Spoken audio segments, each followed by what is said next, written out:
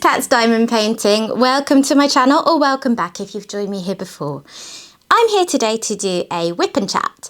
If you're not sure what that is, whip stands for work in progress and chat is probably fairly self-explanatory. So basically I am going to be working on my own whip and just having a chat about what's been up in my world recently, just talking to you about all things cat. So yeah, grab whatever you're working on, whatever sort of crafting project you're up to, and work along with me. So I am working on An Evening Stroll. I just started this a couple of days ago, so I've been working along this first row and I'm working on it sideways, as you can maybe tell, because that's just how it fits best on my easel. And yeah, it's going well so far. It's really, really pretty. Lots of bright, lovely colours, like just exactly what I love. So yeah, what else am I working with today? I have got my Oraloa tray, which I've shown a few times on the channel. Do you know what? I've bought several other trays since I got this and they're all great, but I keep coming back to this one because this one just works so well for me. I'm waiting for some other colours to come into stock because, like, if I'm using a blue of this shade, then that's the only time that this one doesn't work brilliantly for me. So I want it in another colour. But yeah, love this tray. I have got a cover minder here, which I think is from Forever Sparkles on Etsy. I'll look that up and put it on the screen because I got it a while ago, so I can't entirely remember. I'm using one of my pens from Lassen Latheworks on Etsy. They are a brilliant pen turner. I really, really, really enjoy their pens. I've got two so far and a third one has just arrived at my sort of storage locker in the US. I'll have it shipped over here soon. But yeah, this one is one of my absolute favourites because it goes into a really thin point, which is what I like. And it's so pretty. And it is loaded with my own putty. It's this one here, Marshmallow and Fresh Raspberry. I just made a new batch of it yesterday because the first batch I made is running low. And I test all of my putties before I sell them just to make sure that nothing's gone wrong with the batch. So that's what I'm doing. I'm just testing this today. So yeah, I think that's everything. I'll crack on. And I'm working flat on the table today, which I don't normally do. I do normally work on an easel. So if I look like I don't know what I'm doing, it's because I'm adjusting. So what have I got here? I doubt I'll get through this whole section, but we'll see how it goes. Right, I'm so new to this project that I'm still having to really like scan through the whole tray of drills before I figure out what colour I need. Because I don't know about you, but I find once I've been working on a painting for a while, I get a kind of muscle memory for where drills are in my tray. But yeah, I'm not there yet. So if there's long pauses, it's probably because I'm looking. And if my hands are wobbly, it's because I've got some muscle strain in my forearms today. I was making putty yesterday, and I was experimenting with making a little bit more in one go than normal, and it worked really well, but it did mean that I needed quite a lot of strength to kind of smush it all together so that I could get a nice marbled effect in it. Yeah, it's surprisingly physically hard work. I've informed my husband that when I next make a batch, he's going to help me with that bit because my arms are all wobbly today. So it's been a couple of weeks, I think, since I filmed a chatty video. Oh, I've not got space for my tray doing this. That's the problem. Yeah, it's been a little while and it's been a busy month. Obviously, I've been launching the shop and that has taken up a lot of time, but also loads of other things have been going on. So we've had 2 bank holiday weekends. If you're not British and you don't know what that means, a bank holiday is a day off work, basically. A day when people would normally be in work when they're not. So things like, you know, Christmas is a bank holiday. And we get 2 in May generally anyway, one at the beginning and one at the end. Not sure why. I don't know what the history of them is. It's a little bit random. But this month we got an extra one as well because there was the Coronation. We have a new king. which, you know, was pretty big news. So I'm sure that everyone knows what I'm talking about. So yeah, we had an extra one because of that. And there was a lot of fuss made in the UK. Like my son did a lot of stuff in school about it. They had a special coronation lunch and they came out wearing like paper crowns and stuff. And then it was on Saturday, the 6th of May. So then the following Monday, that was the special bank holiday for it. So yeah, it was interesting. First coronation that I've experienced in my lifetime, because the late Queen, she was coronated sometime in the 50s, I believe. So now we have King Charles III. It was interesting. I did watch. I watched with my son, who wanted to watch it too.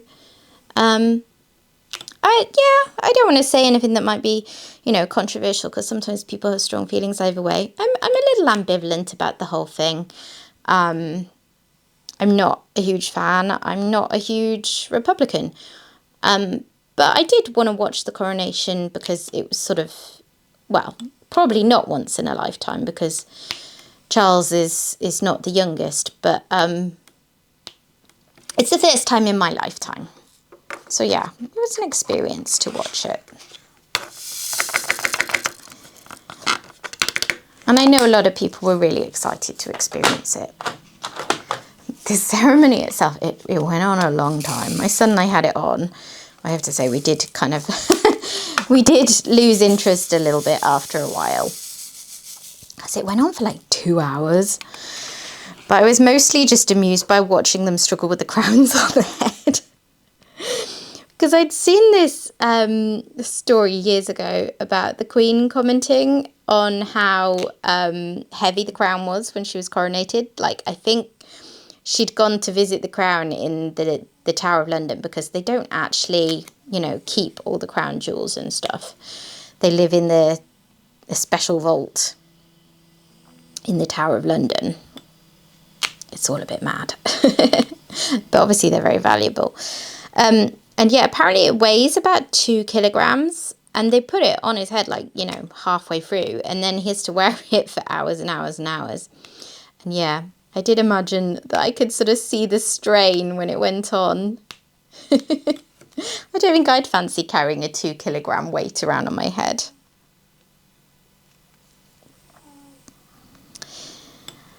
Oh, cat snoring in the background. Oh, why won't these go down?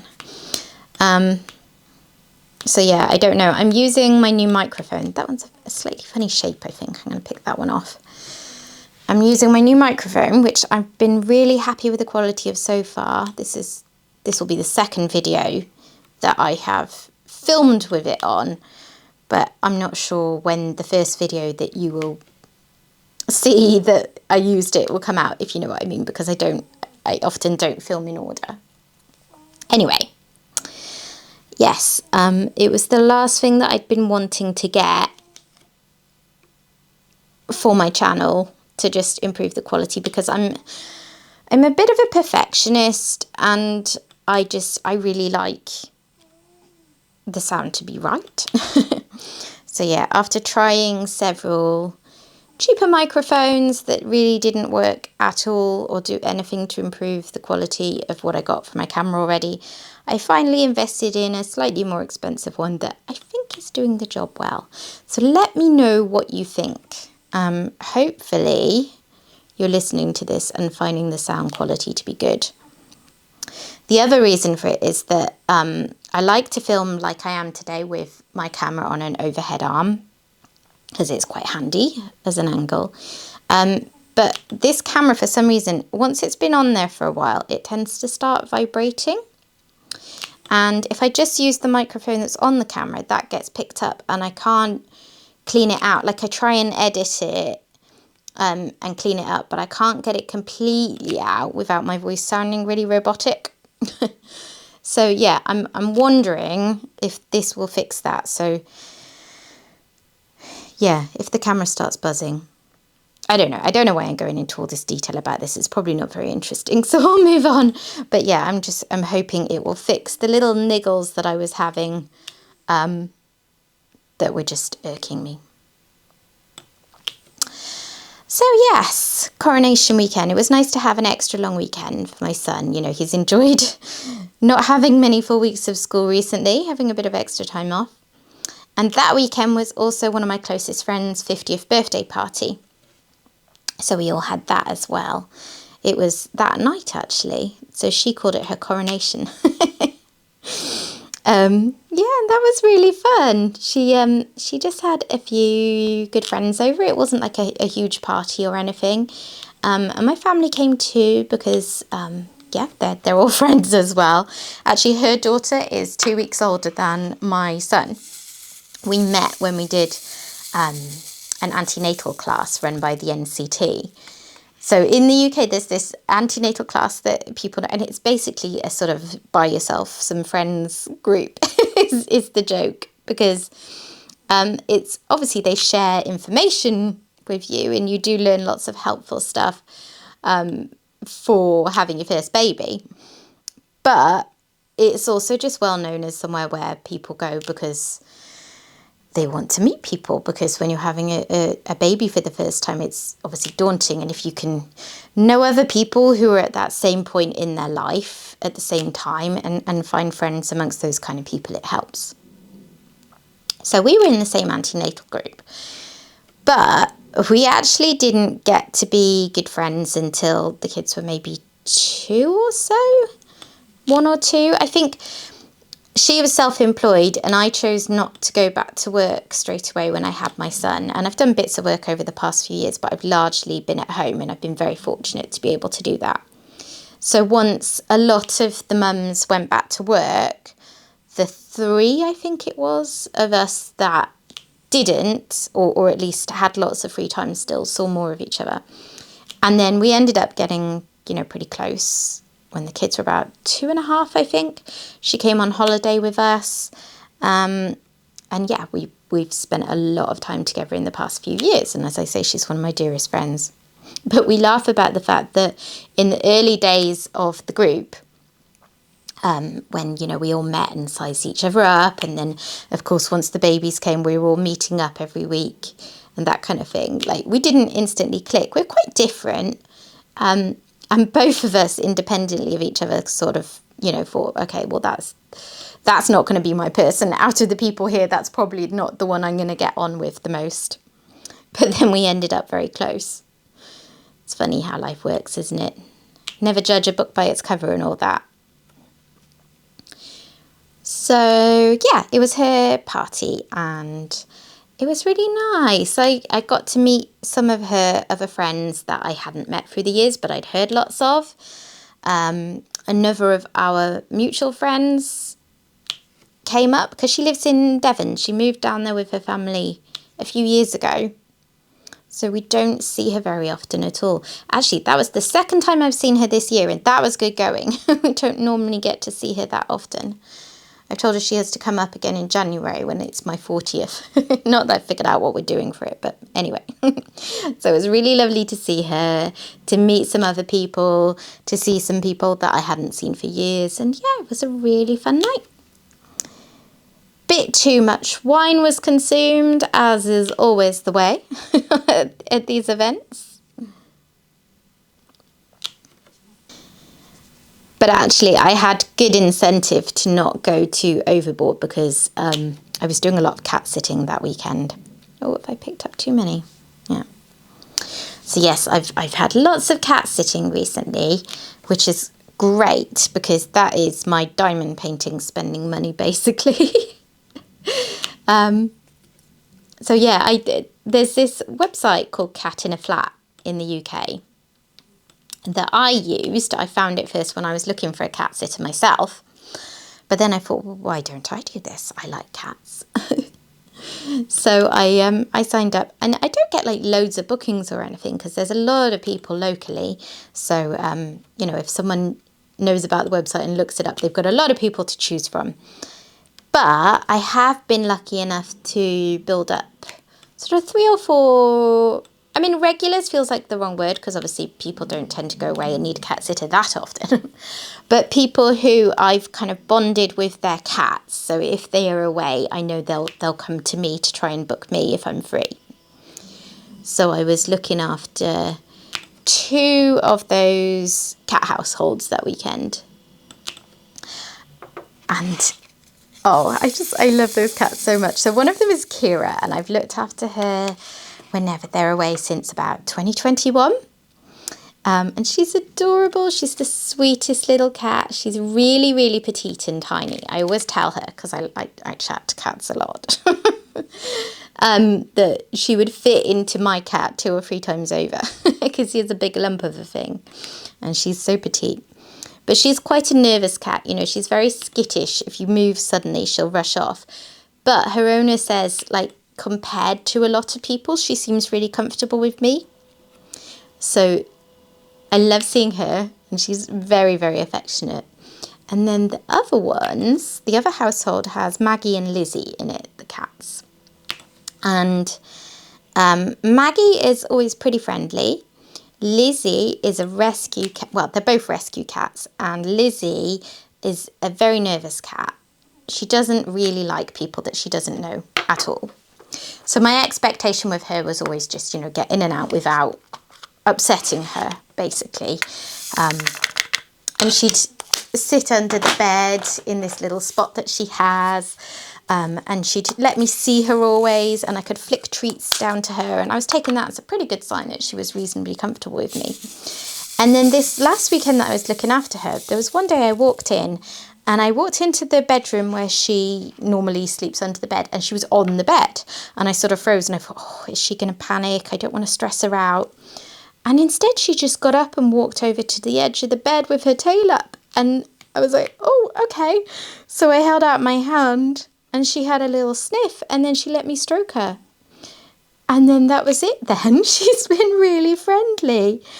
Like the next day I came in, I was like, was that a blip? Is she going to be really worried again?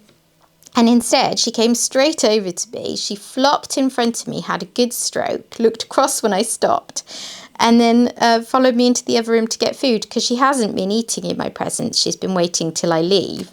But no, she came into the kitchen and yelled for food. So I was so over the moon that she was comfortable with me. So yeah, that was a really fun thing to happen that weekend. It meant a lot, you know. I was kind of buzzing from it. So yeah, that was fun. I've got them and another shy cat, Nigel, to look after at the end of the month, the last bank holiday weekend. Now, Nigel is the most shy of all. He doesn't even come near me. He hides under a bed upstairs until he hears me leave. And then I stand at the kitchen window and just peer through the glass to see him come down for his food. Just so that I can lay eyes on him and say to his owners, you know, he's fine. He's there. He looks normal.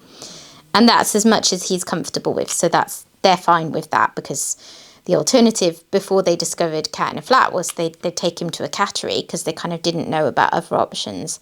And he'd be really, really traumatised by it, because, you know, I don't know what's happened to him in the past. He's obviously a rescue cat, but it can't be great because he's, you know, such a shy boy.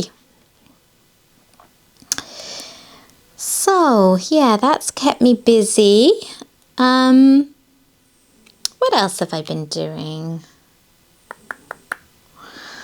My son started cricket club. He was really excited about that. He's been looking forward to doing it for ages. It's a little bit... So he's been to 2, and the first one he absolutely loved it. And the second one he came out of it saying he'd had a good time and not saying, you know, anything negative about it. And then last night, my husband said, all right, cricket tomorrow. And he was like, yeah. I'm like, well, what's up? So, I felt really left out last time because everyone knows each other and, you know, they don't know me, and I felt left out. So, yeah.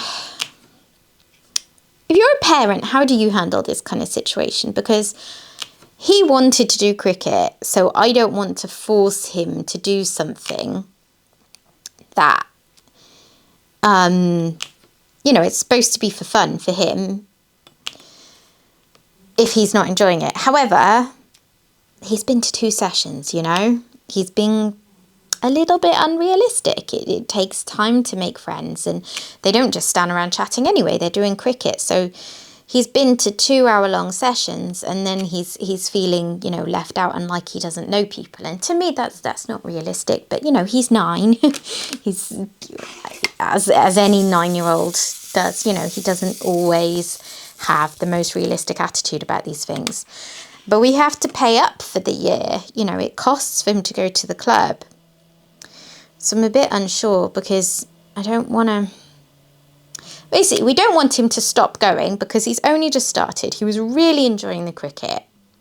The only thing he said he doesn't like about it is feeling like he doesn't have friends there. But it's too early, you know, he needs to give it time.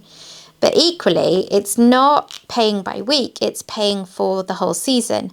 So basically, we're going to need to pay them, I think it's £60, which is perfectly reasonable for the amount of you know, value he'll get out of it, and we've put that money aside. But it's a lot of money to waste if he then doesn't want to go. But it's just that eternal issue with parenting, isn't it? Like when they try things and they're not sure, it's like how to find the balance between encouraging him to give things a go and to have realistic expectations and to give things a fair try, and then not forcing him to do something that he's not enjoying anymore. And I feel like it's pretty clear that that balance isn't stop after 2 weeks. But yeah, I think what we'll probably end up having to do is pay up and encourage him to give it, you know, a good few weeks, see how it goes, and then if he's really not enjoying it and not feeling like he's getting to know people and he's not comfortable there in, you know, a few weeks or a couple of months or whatever feels right, then letting him stop. But yeah, I find it difficult navigating this kind of thing. Like, he's 9 years old and I feel like I'm still looking for the manual, you know. Why didn't he come out with a manual that would tell me how to handle these things? And it's hard, you know, you never want to see your child hurting, even if you feel like they are actually, well, not bringing it on himself, because obviously his feelings are real, but like he doesn't need to be feeling bad about it, because nothing bad happened. Like, no one picked on him or was horrible. They seemed to know each other, and he didn't know them. So, like, yeah, there's a bit of a life lesson in there, isn't there? To, you know, give things a go, not give up too quickly. I don't know. It's tough. Because if he's hurting, I just want to, you know, give him a hug and take away the thing that's upsetting him. But then you have to learn how to handle things as well. It's just, yeah. I don't know. Let me know how you handle these situations. I'd be interested to know. Because I'm pretty sure that I often don't get it right. And, you know, my husband and I generally agree on how to approach these things, but not always. It's a tough one. But there aren't any other cricket clubs that we know of, because it's not, you know, the most popular sport for kids. So it's this one or nothing. So it would be a shame if he didn't give it a good go and then lost his opportunity to do this sport that he enjoys, that he'd been wanting to do for ages. I think he just sort of expects to make friends in the first 5 minutes, and that isn't normally how it works. So then, yeah, I don't know.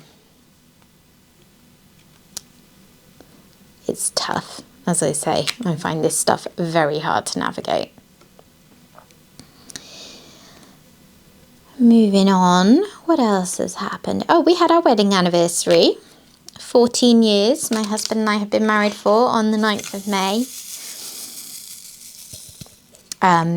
So yeah, it was a Tuesday. We didn't do an awful lot because it was a Tuesday, you know, life goes on. But we went out for a meal in the evening. So my son had his regular football training and I went along, which I normally stay home to sort dinner ready for when they're back. But I went along and then we went out for dinner. So we had a really nice dinner. The three of us, you know, My son isn't one for just, you know, hiring a babysitter and staying with someone he doesn't know. But it was fine. He came along and he's good in situations like that. I did say to him, if you get bored, you know, take along entertainment, take some things to sort yourself out, because this is, you know, for mummy and daddy.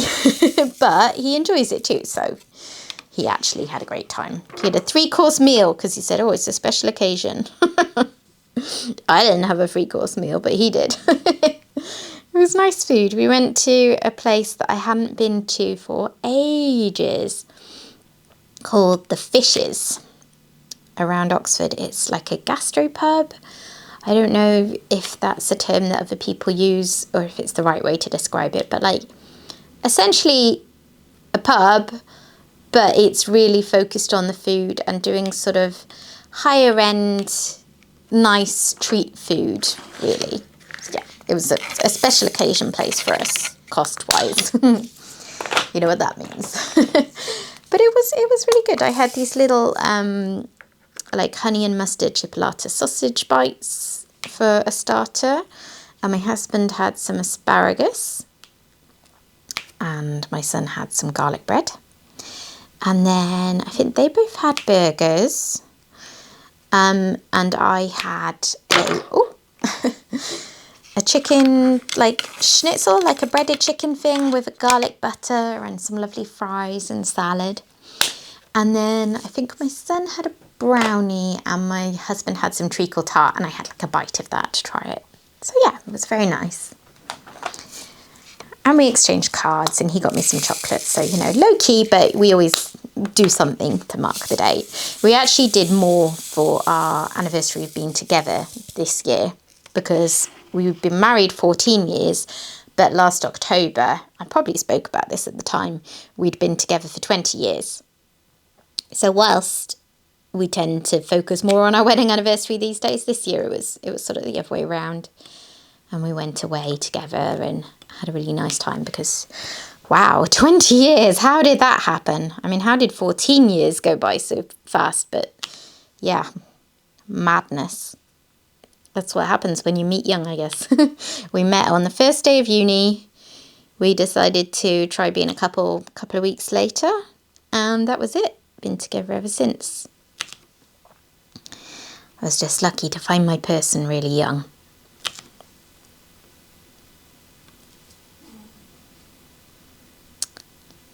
What else have we been doing? We went to Cardiff on the weekend just gone to watch Eurovision.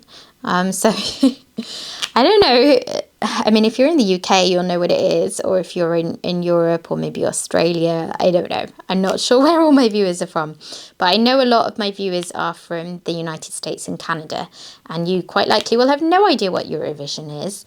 And I will attempt to explain it, but I'll probably fail because, yeah, it's a tough one. So Eurovision, the Eurovision Song Contest, is this annual song competition, as you'd imagine. And all the countries of Europe, and then some rather random ones like Australia, put forward a song. And I think there's about 24 that make it through to the final.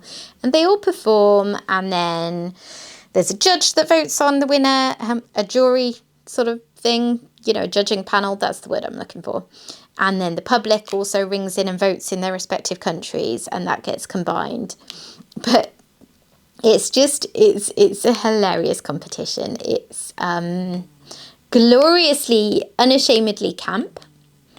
And it's fun, you know, people do, you get a real mixture, you know, some people do more serious power ballads and that kind of thing. Some people do incredibly funny, sort of almost novelty songs. You get the most outrageous costumes. The voting itself tends to get very interesting because a lot of it can be quite political, like neighbours very often vote for their neighbours, or don't if they hate each other.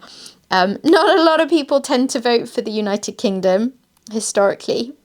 Last year we actually came second because we put up a really decent song for once. But we hosted this year because Ukraine won last year, and the country that wins hosts, but for obvious reasons, Ukraine was not able to host this year. So we hosted. But then we came second to last, I think, in the voting. Which, yeah, it wasn't anywhere near as good a song as last year. I don't think it deserved to be at the bottom of the table. But yeah, it was a fairly average song, I would say. But of course, it's subjective. Everyone likes different things. Gosh, this is going quite quickly. I don't know. I didn't know what time I started doing this because I'm aiming to go on for an hour or so, but I actually have no idea how long I've been going. So yeah, we'll see. I'll probably just start this next section when I've finished with this one and go for a little bit longer. Just till I've run out of things to waffle on about. This putty is working well, I'm pleased to say. I haven't had a batch yet that just hasn't worked. It's always been good usable putty. There's been a couple of batches where I've used a new scent and it's turned out that that fragrance is just a little weaker than some others, so it doesn't last as long. Like this one, I can still smell in the pen. It smells of like gorgeous marshmallow, and I put this in my pen and started using it last night. But some of the others I've ended up discounting because I thought, no, I don't think that scent strength warrants it being full price. So I test for that, and I test just to make sure that nothing's gone wrong when I'm mixing it all together and that it's got the same consistency as normal.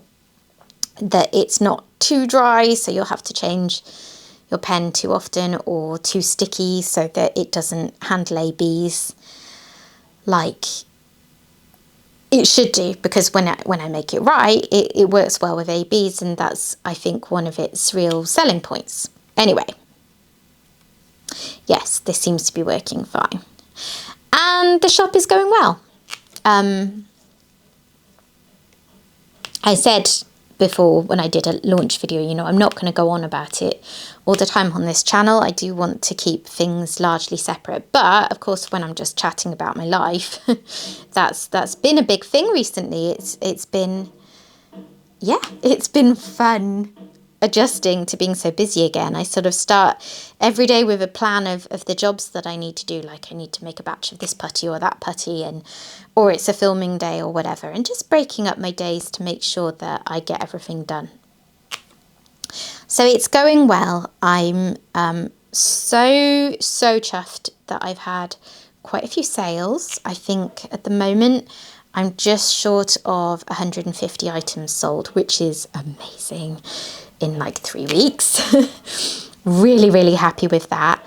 And I'm getting great feedback.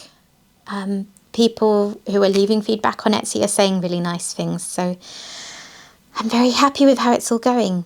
And then the most fun thing for me at the moment is probably just trying to bring out a new scent every week. And I'm not rushing things. It's just that I have the time because my son is 9 and he's in school all day. And this is my main focus at the moment. So I'll make a batch of putty in a new scent early in the week. If it went disastrously wrong, I'd have time to remake it. It hasn't happened yet. I'm sure it will at some point. And then I've got the week to test it. So this week, it'll be out by the time that, you know, you watch this, because I think this is probably going to go up next Friday.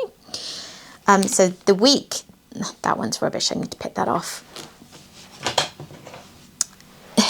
The week that I'm filming this, my new scent is lemon buttercream. And I made that on, I think, Tuesday. And then I've just spent the week testing it. I loaded it in my pen on Tuesday and used it for all the diamond painting I did until last night, Thursday. I had to top up the single plater a couple of times because it sort of tends to squidge out of there more. So then there's not as much in there. But I think most putties are more beneficial for multi-placers anyway. If you only ever single place, you're not going to get as much value from putty. You might still really like it. You'll get benefits like it working well on ABs. But I feel like it lasts longer in a multi-placer. than in a single placer. Plus you get more benefit of the scent, because obviously just a teeny tiny bit in the nib of your single placer doesn't hold as much scent. So yeah, I tested the lemon buttercream scent from Tuesday through to Thursday evening. Got lots and lots of sections done with it, so that one's working really, really well. And the scent actually stayed the whole time, which was great. And then next week, let's see, try not to get ahead of myself. I think this video will come out next Friday, so probably the day that this video is coming out, I'll be releasing April's Showers, which is going to be my next scent, because so far all my scents have been food related, and I do want to just broaden out and get a good range so that there's hopefully something for everyone before too long. So yeah, it's going well. I'm sort of perfecting my technique, and it's getting easier to put together a product that I think is good enough to sell each time I do it. But yeah, I need to build up some arm strength so that I don't have arm strain all the time.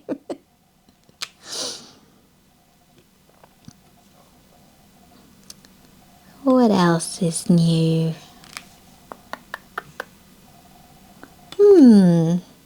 I think that's been the main focus of the last few weeks, really. Oh, I'm trying out things for new products as well. I've been buying in some Vimo, like polymer clay. I had a go at making a polymer clay diamond painting pen this week. Diamond painting pen, I don't know why I said that really weird. And that went all right. I learned some stuff straight away about how I can improve it. And I've also got plans to make lots of different cover minders, but I'm practicing how to get them to be, sale ready.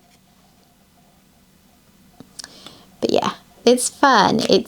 I'm really enjoying crafting, the satisfaction of making things, and then also being able to hopefully just contribute a bit more to my household. My husband works very, very hard, and it would be nice to be able to just make, a tiny bit of extra money so that we can do some nice things together.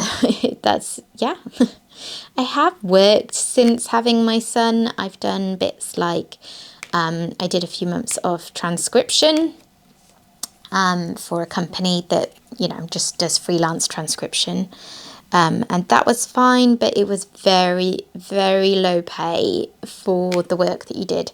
They would pay by the hour of recording time, not by how long it took you to do it. So if you had an hour, for instance, I think at the time, and this was years ago, I could be wrong, but let's say it was £26 for an hour of recording. And 1 week, you might be absolutely fine. You might whiz through that transcription in, 2-3 hours, and then you're all done. And then the hourly rate for your actual time isn't that bad.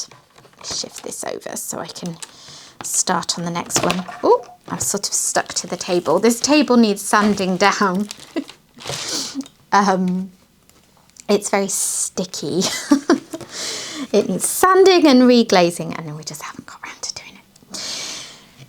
Yeah, so it would be fine, and then another time you would do it, and maybe the recording quality would be really poor quality, and you'd be having to re-listen and go over it, and maybe that hour's worth of recording might take you 6 or 7 hours to do if it was a really bad one. And yeah, actually, I tell you what, I'll just bring you in a little bit more because I've had you at quite a height for all of that. Let me just check it's not going to go in and out of focus too much. I don't think so. I meant to bring you down once I'd done an introduction and I forgot. So I'll change the angle for this last bit. Yeah, so it was a bit frustrating because if you were getting paid £26 and it was taking you 6 or 7 hours, that hourly rate was not really something that was worth your time. And I was doing all this when my son was maybe 2. So I was having to do it around him. So just times when my husband was going to be there. And yeah, it was too hard to make any worthwhile money from it, because so many of the recordings would end up not being great quality. You know, it wasn't rare that you would get that. I remember one month working really, really hard, taking on lots of shifts, doing lots of transcription. I was doing proofreading by that point as well. So checking over the things that other people had done. And it felt like I was working most days, and then I made something like £400. And, you know, that was a really nice contribution to the household. But there weren't really any other jobs where I would have worked that many hours and only earned £400. So, yeah, it ended up working out quite a bit below minimum wage, I would say, for your time. And obviously, you could rush it and not do as good a job, but then, you know, quality control would pick you up. So, I don't know. The company was probably raking it in, but it wasn't great for me as a transcriber and as a perfectionist who, you know, at the end of the day, I would just take the time to get it to be as good as I could be, because, yeah, I didn't want to turn in stuff that wasn't great. I'm just going to have a drink of water. My mouth's getting dry. Okay, and then the other thing that I just got a totally random number of drills, like still one spare one. The other thing that I did for quite a lot of time in the past few years was being a breastfeeding counsellor. So I breastfed my son, and I felt quite passionate about it and how difficult it can be for some people. So I trained to be a breastfeeding counsellor. Course took me about 2 years. You know, it's quite involved. There's a lot to learn. There's the biology, there's the emotional support, there's a lot. You know, we don't live in a world where it necessarily feels like or comes that easily to everyone. So it was very, very rewarding being able to support people. And this isn't about pushing it on anyone.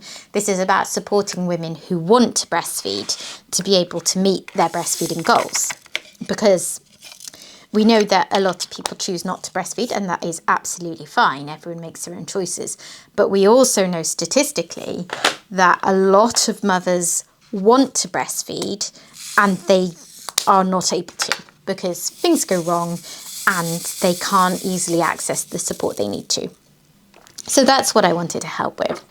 So I did that for quite a while as well. I did maternity cover for someone for like a weekly gig for a while, and I did sort of what's the word? I did cover for the local group, so I volunteered with them a lot. And then I also stepped in to do paid work when the normal paid facilitators were not available. So that was another thing that I've done to kind of contribute to the household in the past few years. But then the pandemic hit and face-to-face groups closed. And by the time they reopened again, I'd lost all my confidence. And I've not really got back into it yet, which saddens me, and I would like to in the future. I've supported friends who've come to me, but I haven't mustered up the nerve to actually go to a group and volunteer in the same way again, which is a shame, none the least because I put a lot of blood, sweat and tears into training, and it's a much more specialised area than maybe some people realise, which is maybe part of the reason people run into problems. Is some of the people out there giving information on it have not got as much training to do so as you might think. You know, a lot of midwives and GPs and that kind of thing, they mean well, but they haven't actually necessarily had much breastfeeding specific training. So with the best will in the world, they can give information that doesn't help. Anyway, I don't want to go off on a rant, but yeah. I trained long and hard, and then it's a shame that I'm not using it. But then equally, I think sometimes things suit a certain stage of your life and then you move on from them, you know. I was a long way past breastfeeding myself by that point, and I suppose I stopped feeling quite such a passionate connection to it. Yeah. So that was another thing that I did. So I have been busy through the years, but my original point was just that, you know, the time is very much right for me to feel like I'm contributing to the household properly again. And much like with the breastfeeding support, this is what I like to try and do, is to find things that fit with my passions. And diamond painting as a hobby has been a passion for me for 2 years now.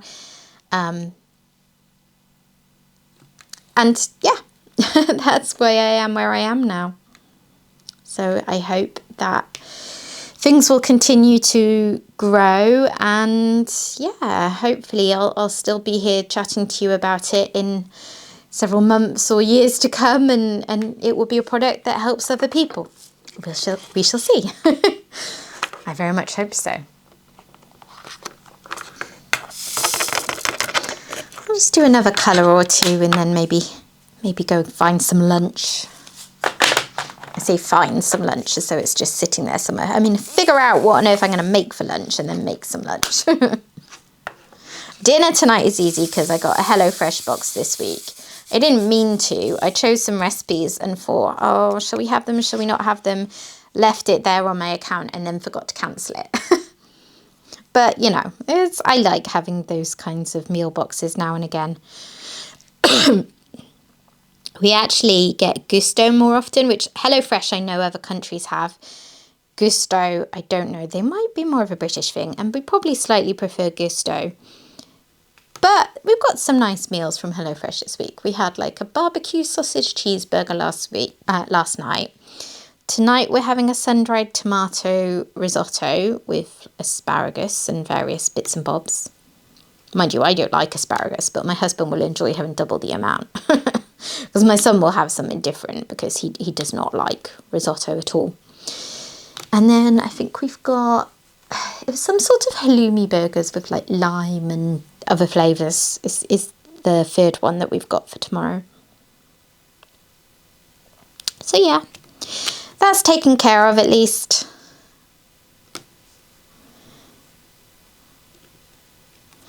I also want to, possibly later today, although I don't know when you'll see the video. Oh, that one's got bits of junky resin on the side.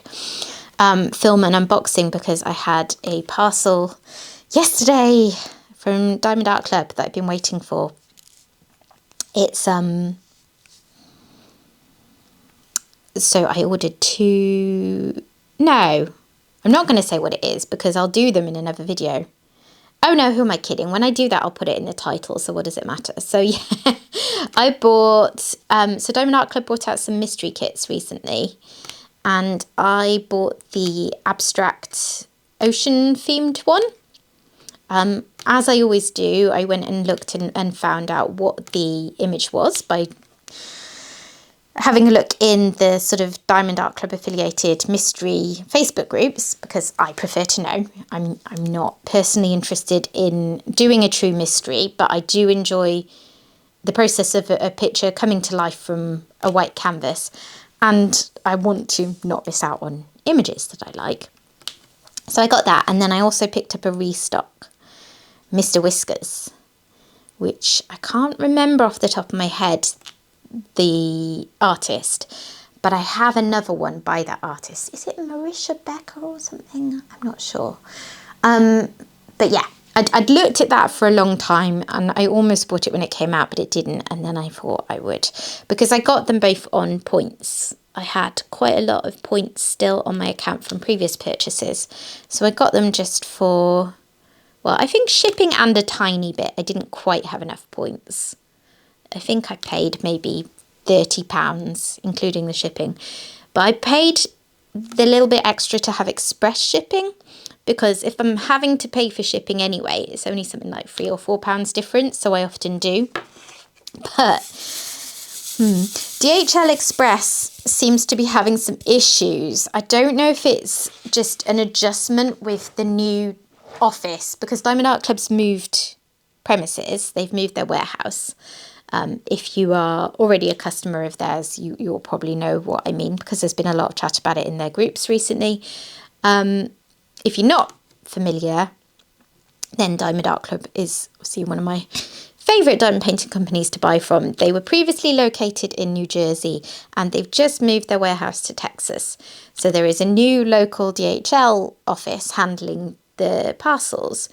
And yeah, the Express branch seems to be having some trouble, because I and several other people that I chat to in a UK group all had the exact same experience of getting our shipping notification from DAC and then just days going past with nothing. So it should be that with Express you pretty quickly see it on the move, and then it gets to us here in the UK in sort of 2 or 3 days. But this parcel that arrived yesterday, it said it was shipped, and then 6, almost 7 days went by before anything else happened. And during that period, I reached out to Diamond Art Club and they said, well, it's definitely been picked up. And DHL was saying it hasn't been picked up. It's still just a label created. So that's always a bit of a concern. The only thing that stopped us all worrying too much was the fact we were all in the same boat. So it seemed unlikely that they would have lost all of our parcels.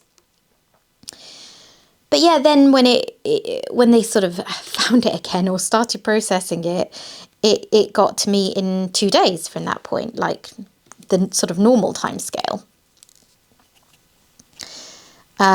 So, sorry, I'm just refreshing the putty a little bit. It just lost a tiny bit of stickiness. And then if you sort of rub the end like this, it just sort of moves it around, brings some newer putty to the top and freshens it up. I think this is probably maybe the 4th section like this I've done with it. So it's 3rd or 4th. So it's lasting absolutely fine, and it's not done yet. I'm just, starting to need to refresh it a tiny bit.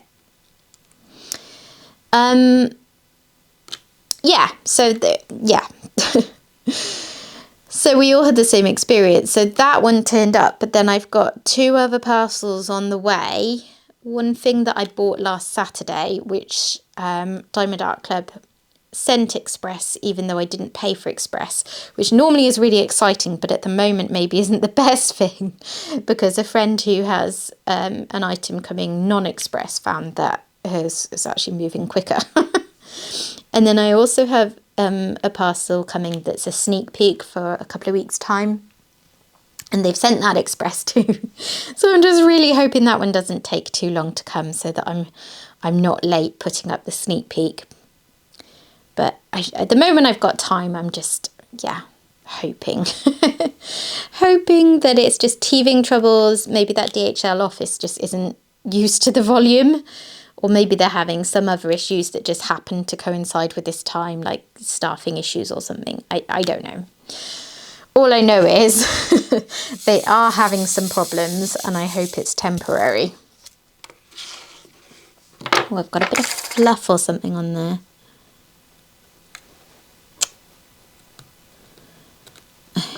I think what I'll do, because I can't pick it off properly, but if I can sort of nudge it under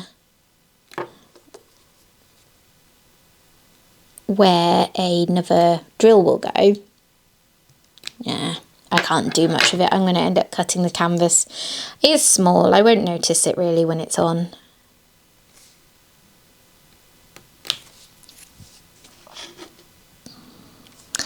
Yeah, so I would like to film an unboxing because I want to have a look at them.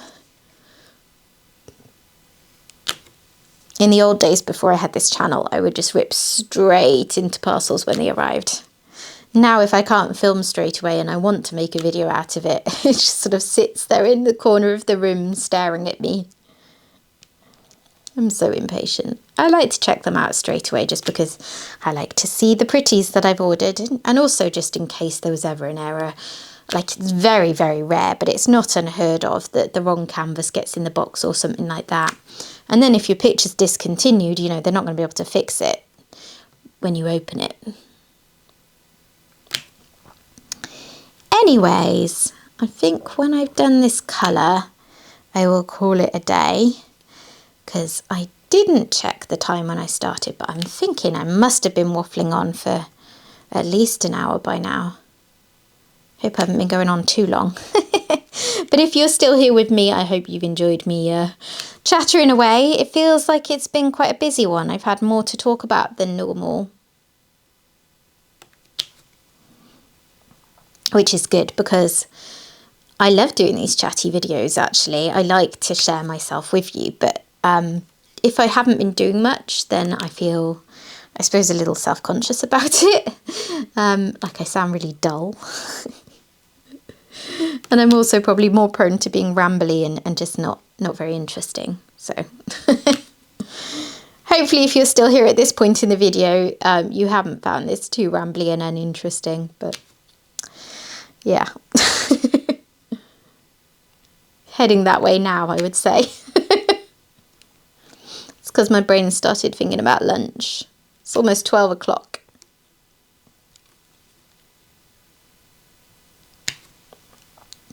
I'm enjoying this one. It's nice to do a round kit again.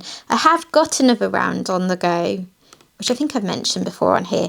I'm doing Hugs for Hiccup, the Dakota Dightweiler that came out a couple of months back, but I'm doing it on TikTok as a sort of pick the next number type thing. So I can't, like, unless I'm able to set up and film for that, I can't really get it out and work on it. So this is a round one that I can just actually do.